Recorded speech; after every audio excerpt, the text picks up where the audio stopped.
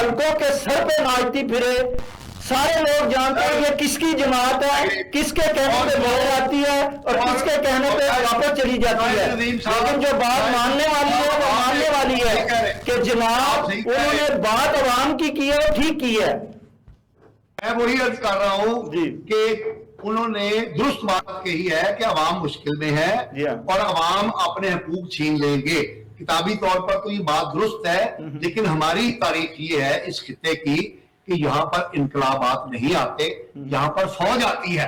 आप कोई भी तहरीक चलाएंगे तो उसके नतीजे के अंदर फौज आ जाएगी और फिर यहाँ पर वो 10-10 साल का एक स्पेल जो है आमरीयत का वो गालिब आ जाएगा।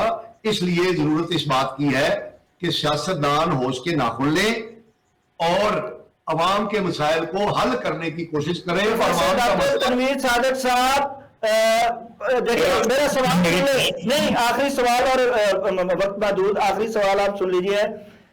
इनकलाब आए अवाम के जरिए आए, अवाम फौज को पसंद करती है जी, जो सीधी सी बात है, अवाम फौज के साथ है। अगर फौजी इनकलाब भी आता है और फौज आ जाती है, इन आजमाइयों से तो बेहतर है ना अगर आती है तो वैसे आप क्या कहते हैं कि क्या फील्ड मार्शल का कहना है कि भारत की इन्होंने मुझे तरीके इंसाफ से मंसूब कर दिया। मेरा तल्लुक जमात से ज्यादा है, लेकिन मैं फ्रेंकली बता रहा हूँ कि ये जो तहरीक ये जो इनकलाब आता है ना, ये किसी जमात का मुताज नहीं होता, ये हालात का मुताज। हालात इस महल पे जाते हैं कि किसी वक्त कोई चीज हो सकती है जिसके नतीजे में लोग बाहर आ जाए। लोग बड़े तंग हैं, कहीं बिजली का बिल, कहीं खाने का बिल, कहीं कोई एक प्रॉब्लम है। आप लोगों के घरों में जाकर देखें, फाके बढ़ रहे हैं और लोगों को समझ नहीं जिंदा कैसे रहे।